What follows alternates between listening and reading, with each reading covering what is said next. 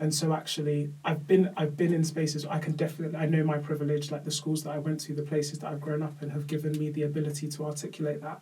But it shouldn't require you to go to those schools and know how to talk to those people to be able to tell someone that they're wrong. That's true. Which is why I started the Black Car Talks. Black history that is taught in schools is a very it's partial.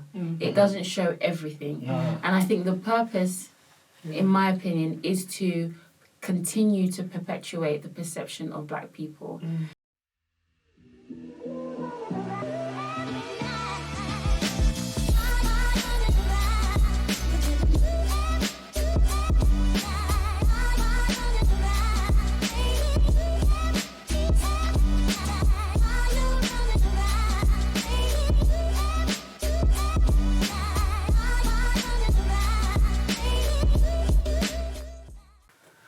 Hi everyone, my name is Rehnell. Welcome to Discussion With. This show is aimed to provide advice, support and empowerment. Now today I have two amazing guests. So these guests, they run a radio show between 2 to 3 on Tribe Urban Radio, and it is a really, really great show, which is very unapologetic, and it talks upon politics, current affairs, and ways how we can improve our society. And I really do think that everybody watching this show should check it out. And the two amazing guests that I have on the show are part of the Black Car Talks, and it is Norealle and Ola. So please welcome to the show, everyone, Norealle and Ola. Hey, thank you for having us. So much, yeah. Yeah, no, thank you for coming on the show. Do you know what?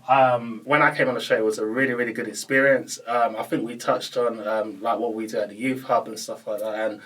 But why I really wanted to get you on the show is that I think we've seen over the last couple of years, there's been a lot of issues within our society and a lot of problems, whether it's from the police or whether it's from communities, whether it's from racism. I mean, only recently in the Euros as well, there was really bad racism. For me, it's a really important issue that we need to tackle. And I feel like there's not many shows, like on radio shows, and there's not many just discussions in general, whether it's across YouTube, whether it's TV shows, that are really unapologetic and get down to what you guys talk about. So firstly, I would like to say thank you for making the Black Card Talks happen. And that's the main reason why I wanted to get you on the show today as well, and we can discuss it a bit further. So, who wants to go first? Norealle, yeah. Okay. So, tell us a little bit about your path, what your upbringing, where you come from, and a little bit about how you got to where you are today with the Black Car Talks. Okay, so my heritage is Nigerian. I was born here. Okay. From Islington, that's why I'm an Arsenal supporter. Oh right, okay, so we've got something in common then. Yeah. Hopefully, I don't lose any any views or subscribers because of that.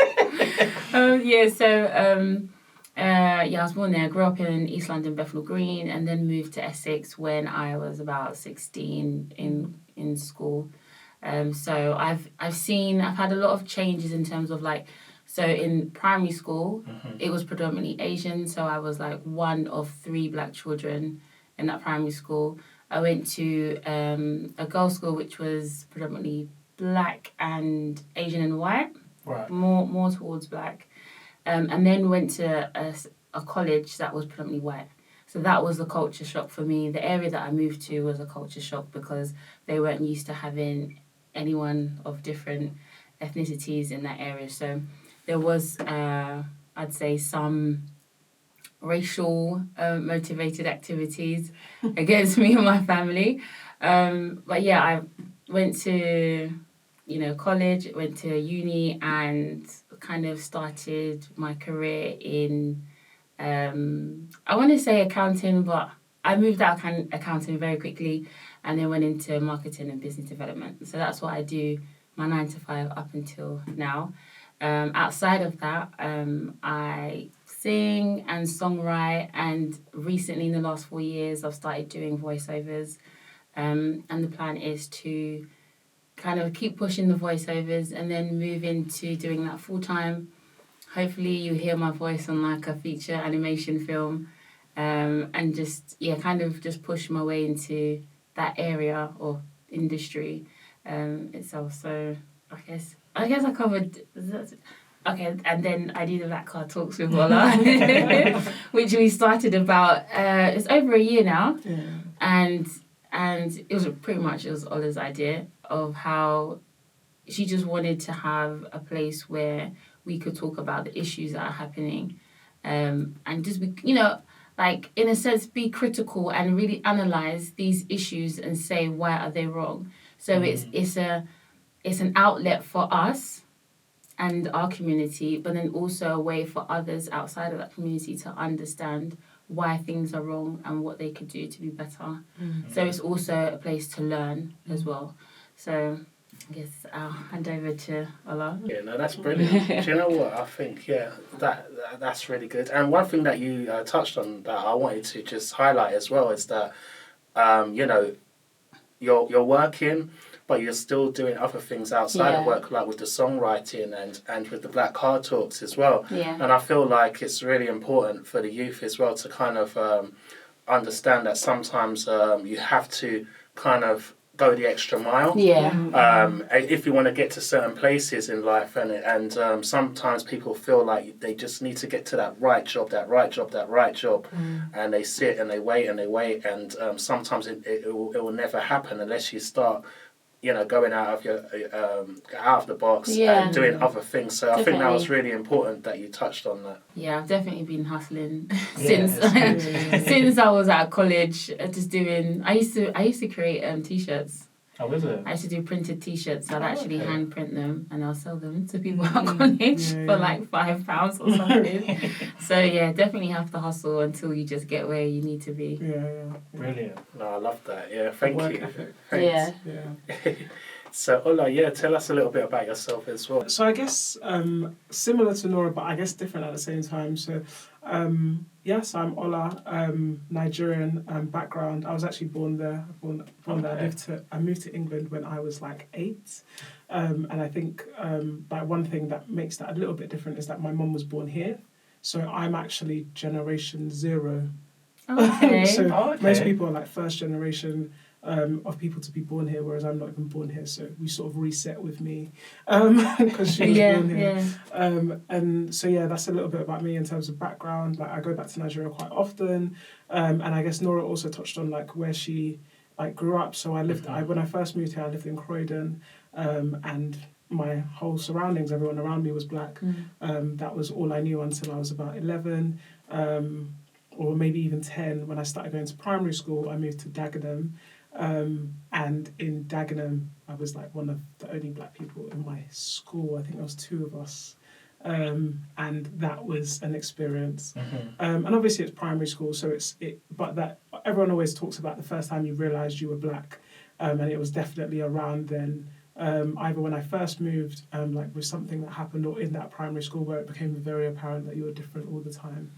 And then I went to secondary school, and living in Barking Dagenham, there were actually, by that point in time, BNP, which were like the old age UKIP. That's right, yeah. They were the ruling, Nick Griffin, who was the ruler of the party, actually was the sitting MP for the area I lived in. Yeah. So it was very prevalent, like you would get people handing you leaflets, people calling you things on the streets, people bricking your windows, which I think you alluded to, but it was very racist.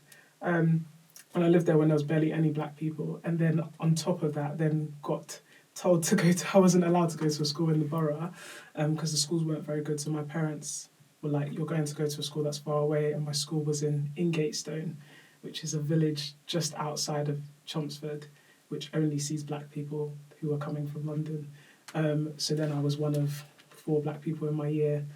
So I've always been in situations and spaces, and it was an international language school as well. And it was always about accommodating, but they didn't they did everything they could as much as they knew, but they weren't very good at it. So I've always been in spaces where I've been the minority. I've always felt the need to sort of speak on behalf of, but I've always felt a little bit burdened by it, but has never really stopped me from speaking. Right. And actually, I was going through a yearbook of mine I think 2 days ago. I was going through the yearbook while I was moving things around, and I was reading through things what people would say about me and so on, and I realised that I started Black History Month in my school in 2004. And I was reading through it and the comments from the teachers and so on, I was just oh my gosh, kids are still having this conversation in 2021 in the same exact way. I say all of that to say that I think all of those experiences to get to the point I am now, where it's so obvious what racism is and anti-blackness is here. It's not as simple as ignorance. It's the covert comments that are chipping away at your identity and yourself became the reason why I was the reason we've gotten here is because in the British way of being, we're either too polite to call out what people are doing, or or we're worried that you're going to be told that you're playing the race card when you do. That's right. And that balance is very difficult to navigate unless you are articulate, and it's not fair.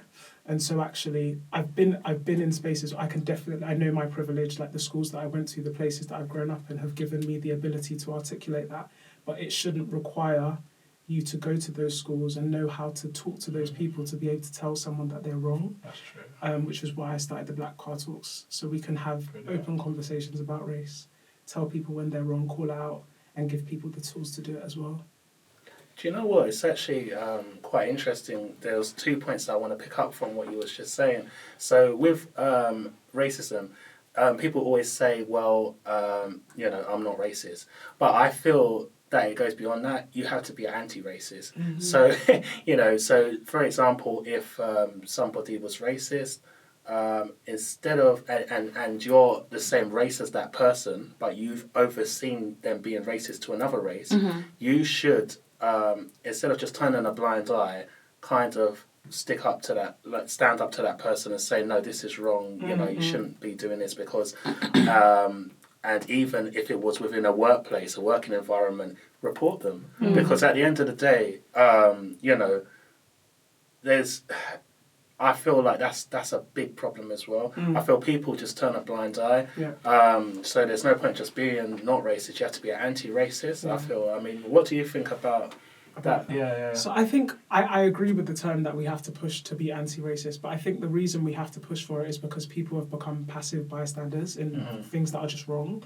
The only issue I have with the term anti-racist, and it isn't the intention behind it, it's the way language moves, is that the least racist is still racist, but for some reason, white people have the privilege of telling you that they're not a racist, even though what they've done is racist.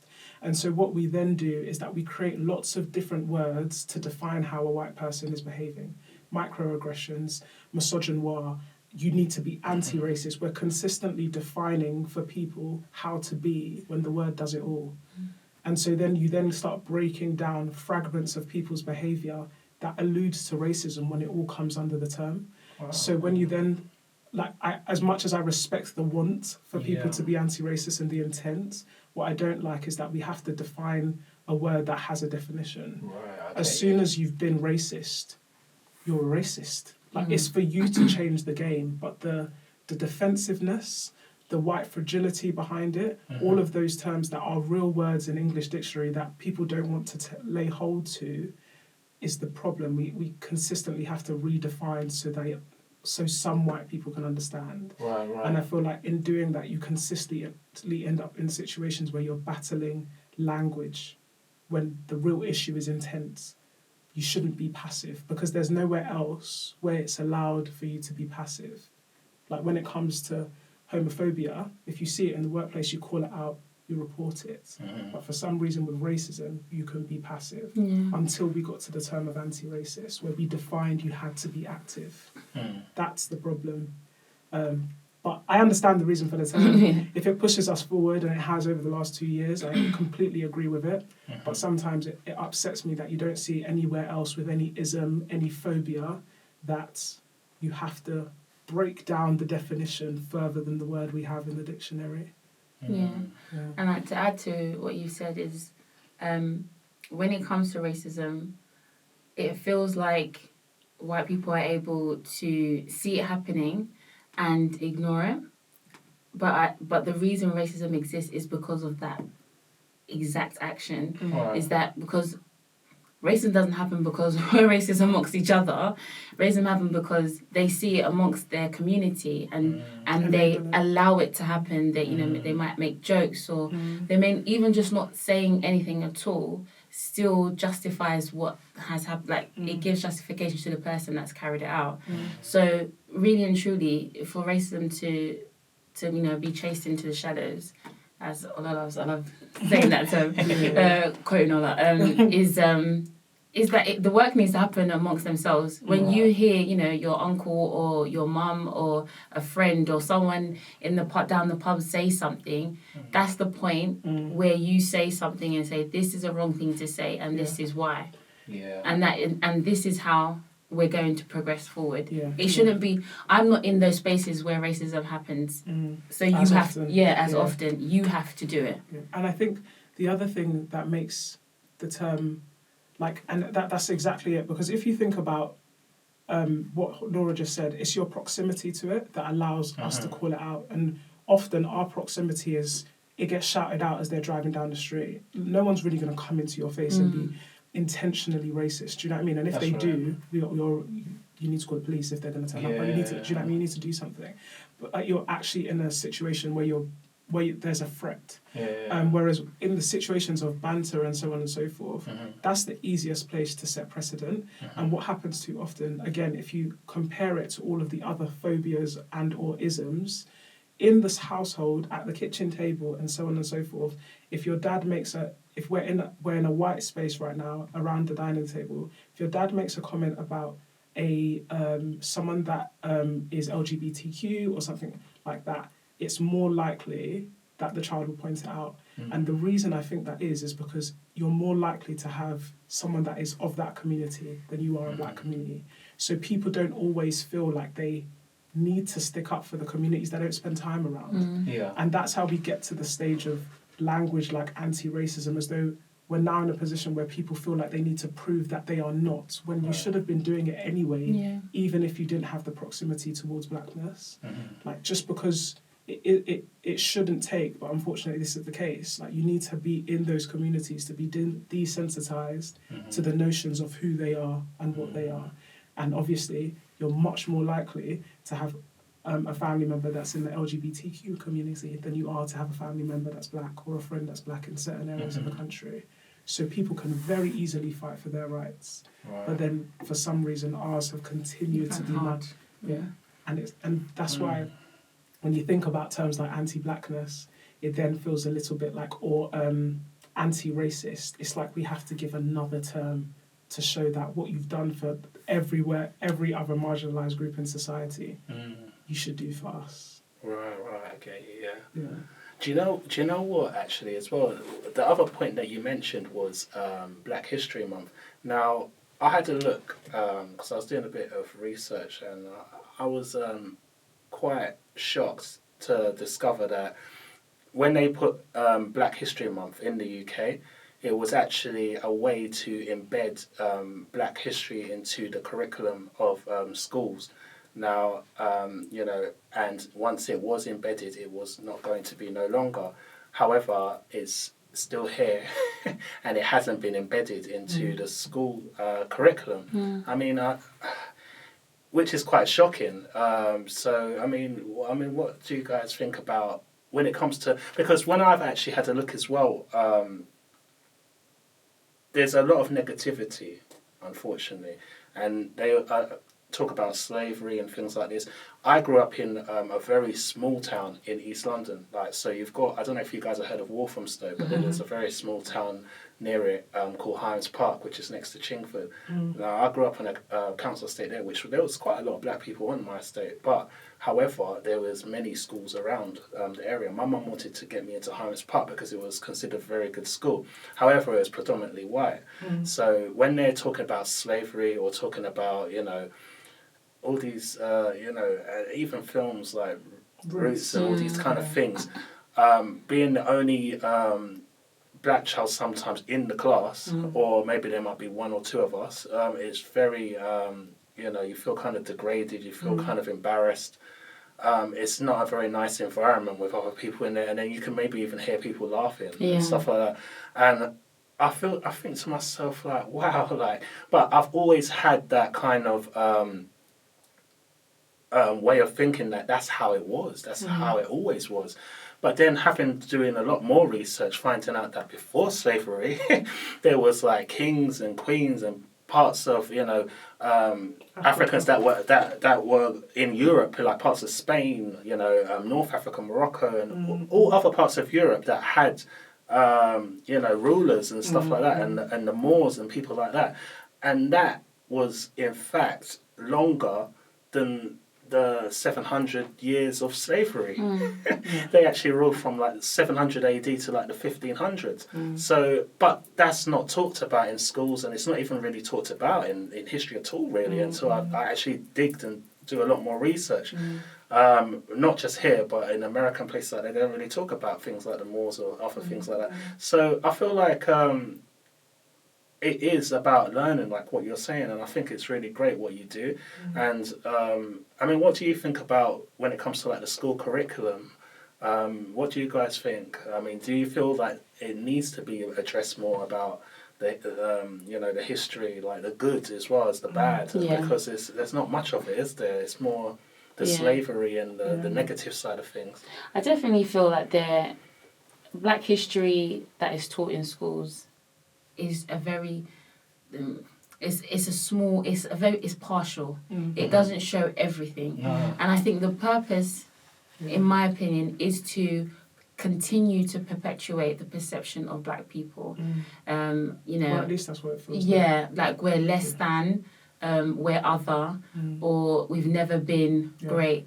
And I think there's a lot of it's kind of like re-traumatizing children, because we can go through that and then they will always grow up feeling less than or why, because even though slavery didn't happen to that particular child at that very moment, they feel it completely in that moment, and they feel the repercussions or the consequences, feeling shamed and everything else that comes with that.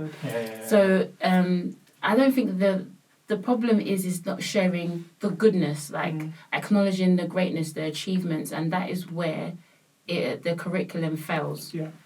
And if they were to start looking at including, who knew that there was, Black Britons from the 1400s? Nobody knew that. Children Britain.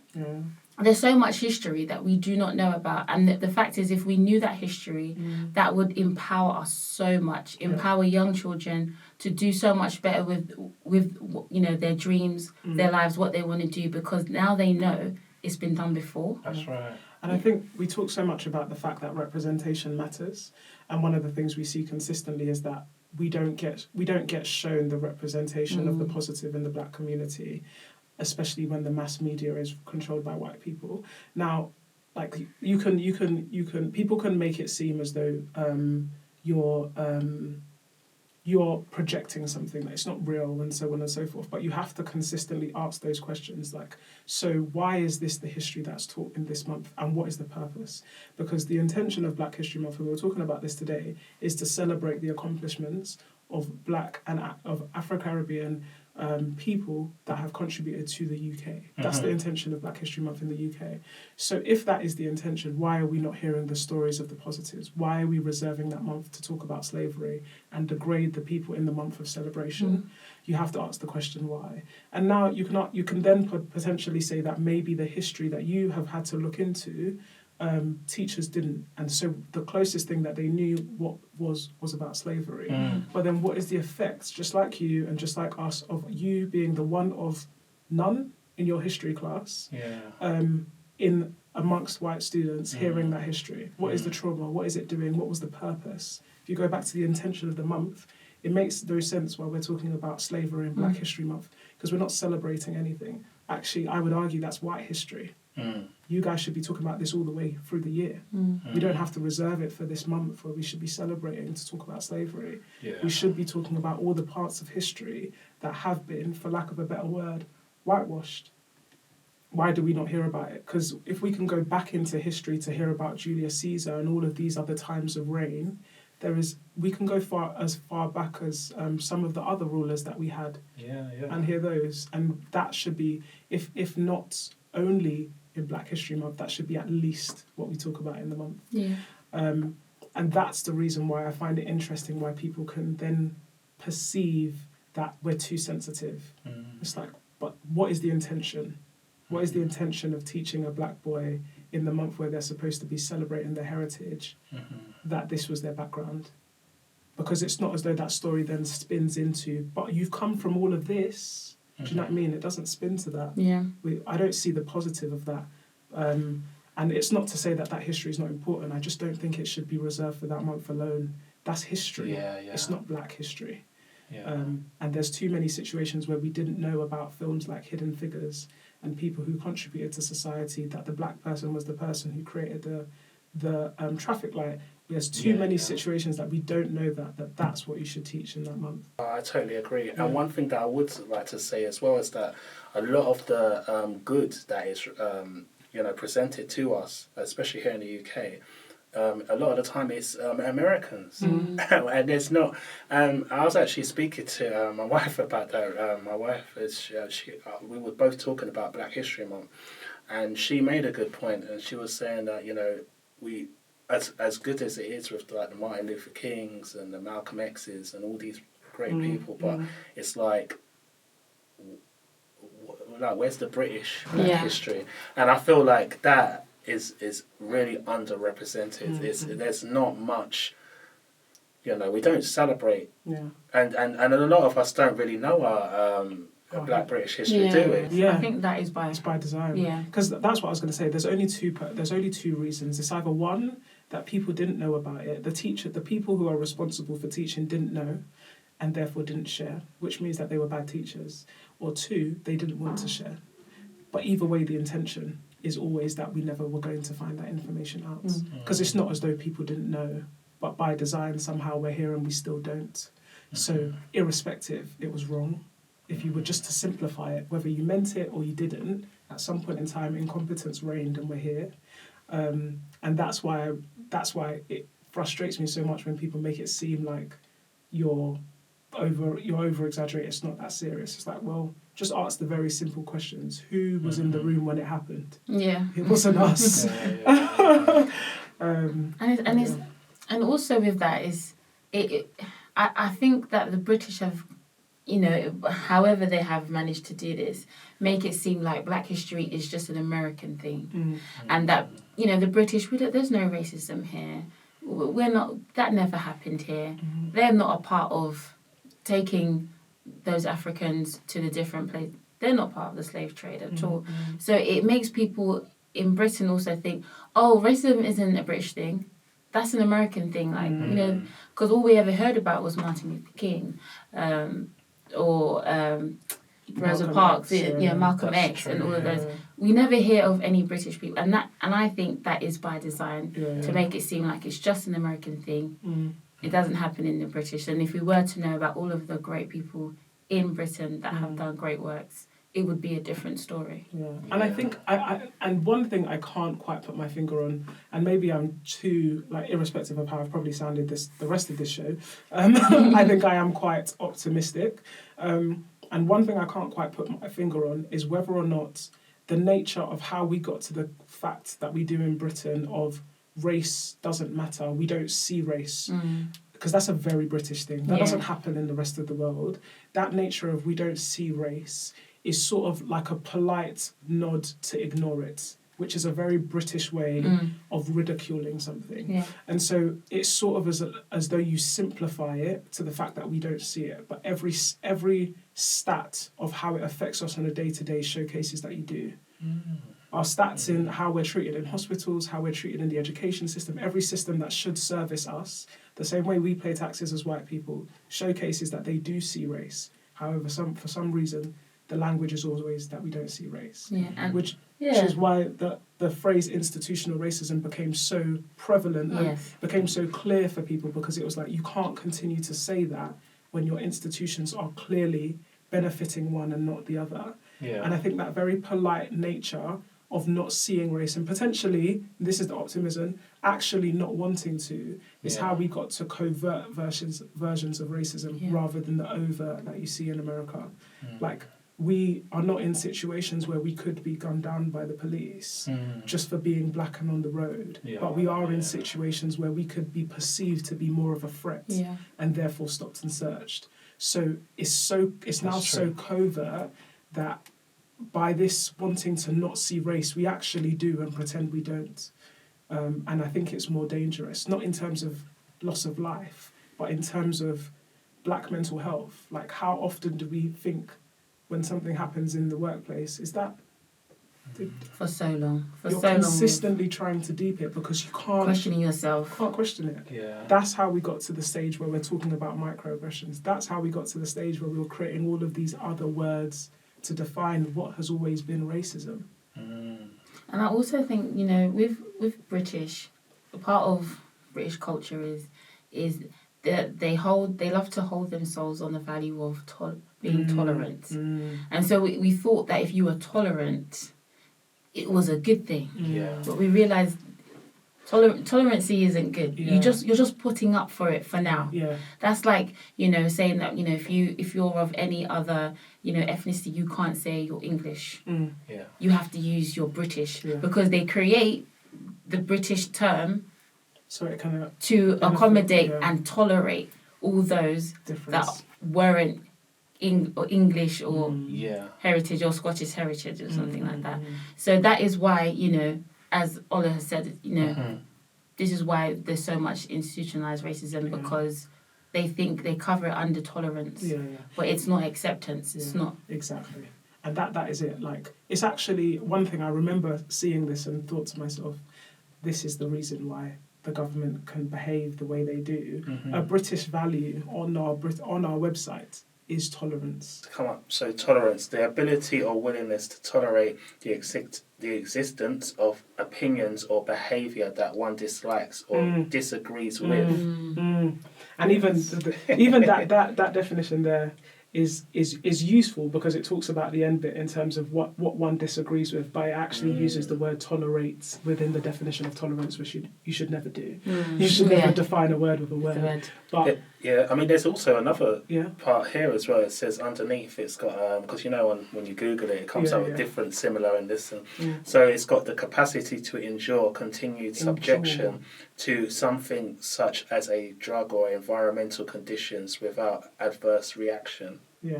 So the whole notion of the word is that you have the ability to, and the word endure is exactly it. It's that you can deal with to a point. Do you know what I mean? And that's the problem. Because when you define it as to a point, it means you don't accept it and it means you don't believe in it. So for us to tolerate other races, it's not good enough. Because we can never be a post-racial society when we are just tolerating difference. You have to accept it. And that's you why, have to accommodate it. And that's why when we have Black Lives Matter protests, people cannot understand there are police trying to infiltrate, you know, a social movement to try and find what's going on and to shut it down. It's because it got to a point where it's no longer tolerable. You're making too much noise about it. We need to shut this down and bring it to the level where we can we can endure. And that's another reason why, like, one of the things that I always say is that you have to be, I think, when you're, so obviously I'm Nigerian, and I speak Yoruba. Now, one of the things that I very much notice about the difference in language is how is what the language is intended to do. So having gone to the school that I went to, you had to be very, very careful about the words. You had to make sure you were using the right word at the right time all the time. Because it was an international school, you had so many different people that it was like you have to speak specifically. And so you realise that when you are using the language of not your mother tongue, you can't speak it as well as the people that know what they're doing.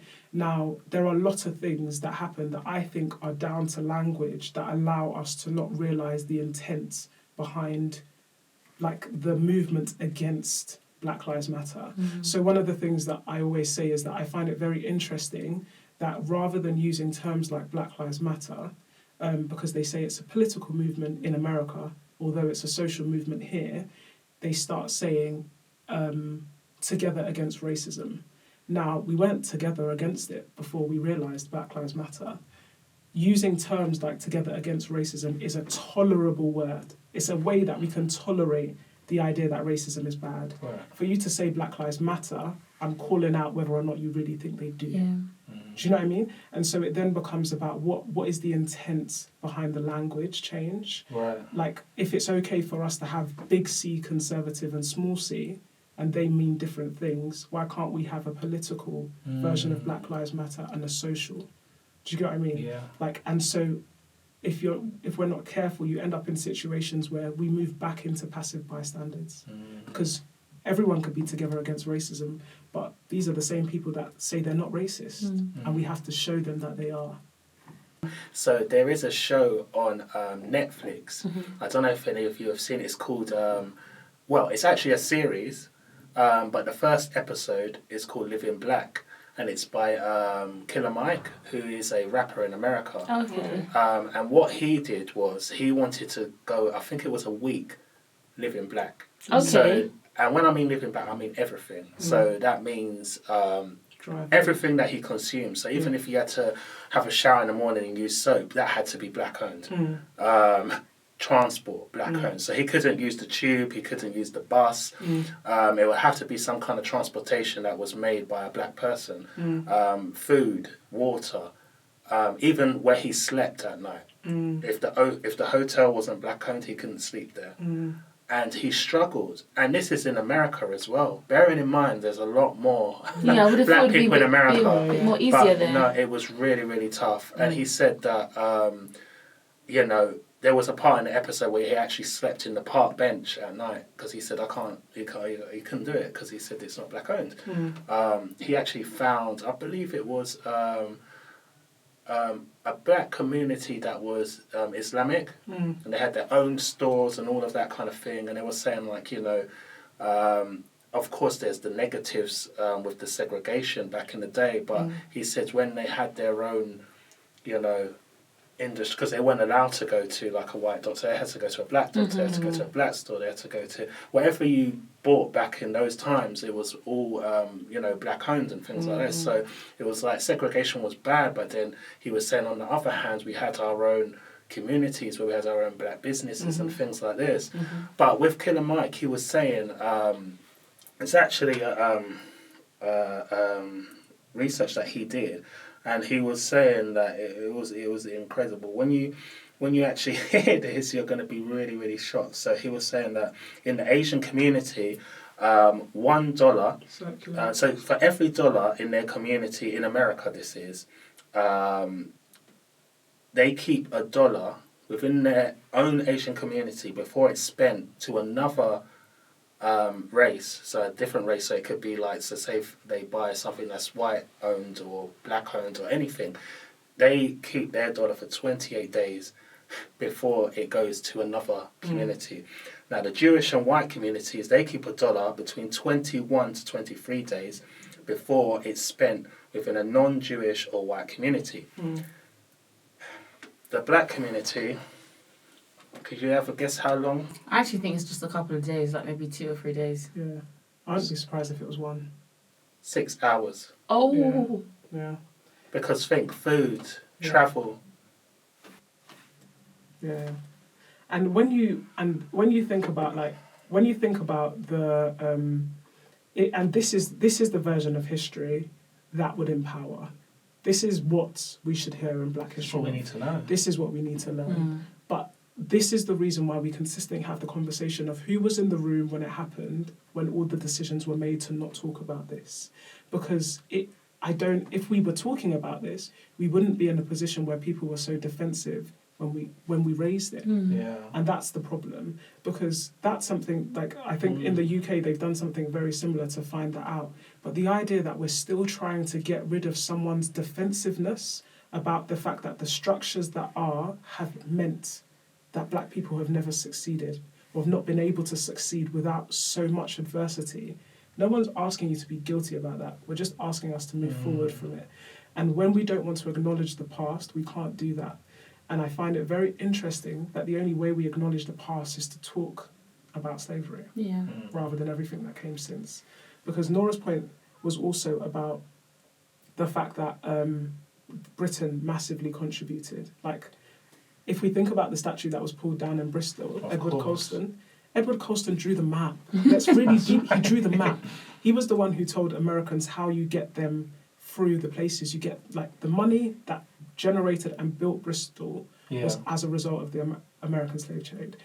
David Cameron, up until 2020, was receiving the money that the government decided to pay back slave owners of Britain. Yeah. David Cameron, our old Prime Minister, the one that was able to say... And others, there are others that were still receiving, you know, I don't know if you call them reparations. Yeah, reparations. that would, I mean, it was the term that we would use because we're still waiting for ours, but that was what they were given. Till 2020, the same person that could somehow say Nigeria is fantastically corrupt, you're getting paid off slaves. I think it was the Jewish that got reparations, wasn't it? If I'm right. Yeah, and they're the only people to have. Yeah, and that's right. We can go. That's another thing. Mm-hmm. But I think when you think about that, and you think about the fact that the other way I sometimes talk about slavery is that slavery didn't stop; it evolved. We moved from a situation where we were selling people to the point where we were buying people's education. That's what Britain did. Mm. They made it. They moved from labour and they went to enterprise, and that was colonisation.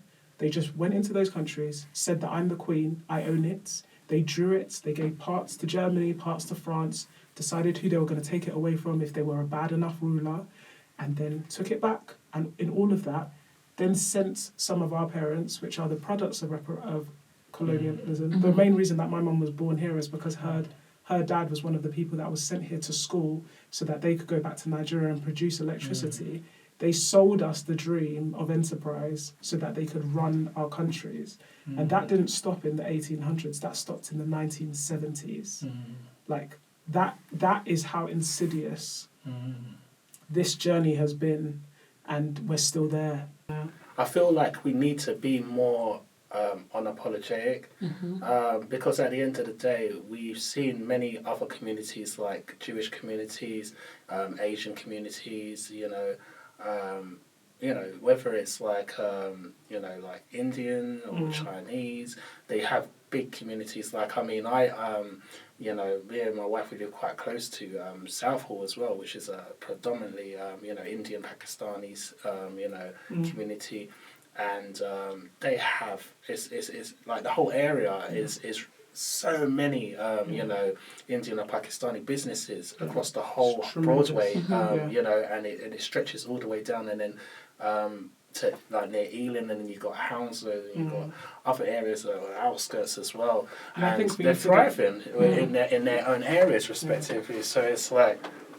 I feel like, why can't we, and I feel like that's why the discussions like this is important. And I know you don't want to hear these things if you're black, like when I was saying about how like nearly a month, 28 days, 23 days with the Jewish Asian communities, and then us 6 hours like over in America, but very similar over here as well. But I feel like you need to hear these things to try and push you and motivate you, and to try and make you understand, that it's really important that we build a legacy for our children, and that we have more opportunities for us as well.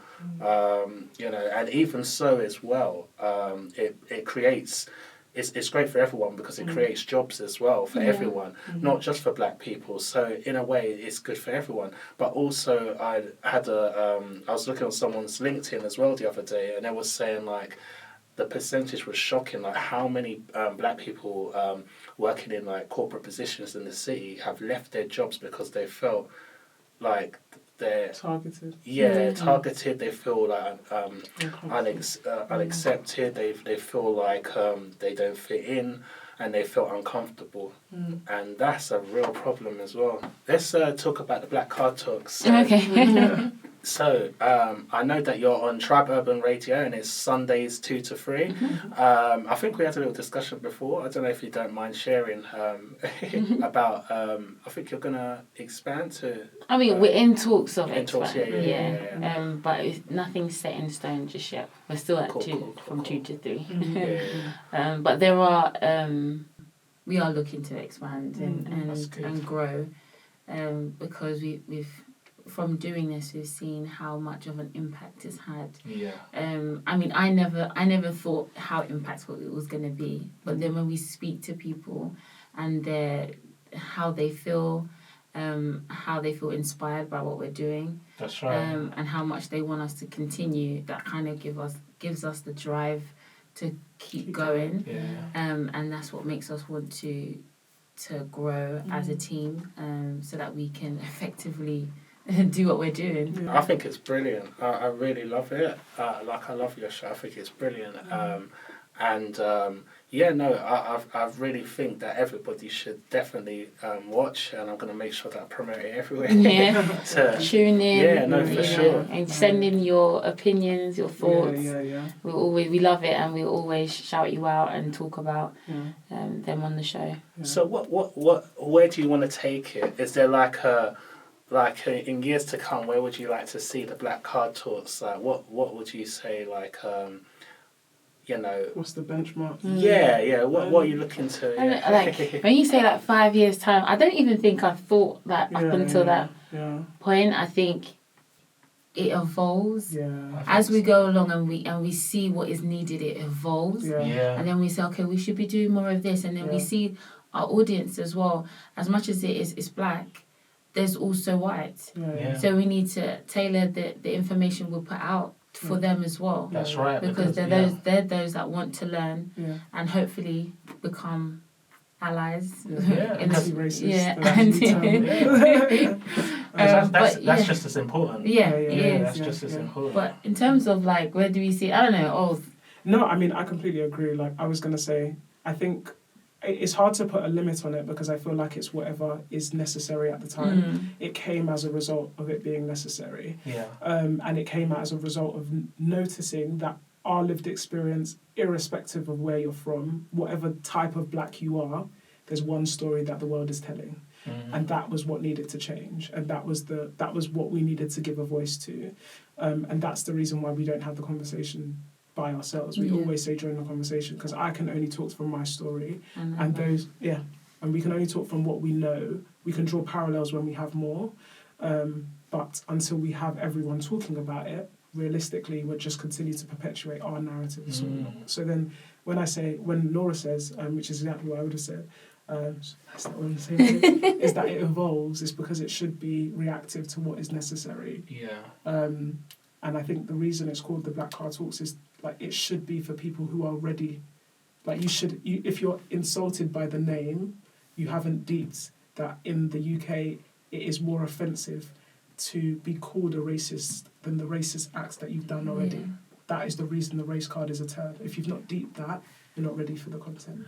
How did it come about? What like clicked and you thought, I want to go ahead with this? So like I said, I've always existed in white spaces, but I've always been very black. I've always been very proud of myself, of like my heritage, where I'm from, and so on, and always been very unapologetic, but always been very aware of how you code switch, and when I'm doing it.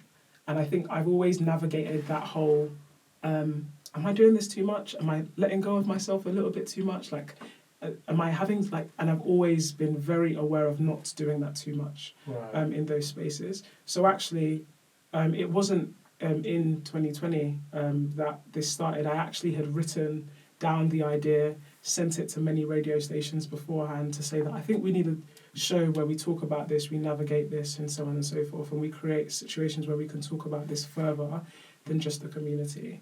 And no one wanted to have it. And so this was in 2019, so pre-Black Lives Matter 2.0. And it just never materialised. And then 2020 came, and then people were getting back to me and saying, it was the George Floyd situation that George happened. Floyd situation. And then it opened up that space where, okay, people now want to talk about this. And naturally people then wanted to have a show on it, and there was a lot of expectation that the show will bend and switch and become a little bit more, I guess that point that I said, code switchy, find a way to talk about it that is a little bit less unapologetic. And I said no. I went for a black-owned radio station because I knew that they weren't going to filter our speech, and I knew that they would trust me enough to be regulated in what I say, to be truthful about what I say, and also be willing to hear other people's opinions. And it didn't feel like the other radio stations that came back were going to do that. So I chose a black radio station, and Brilliant. I chose Tribe.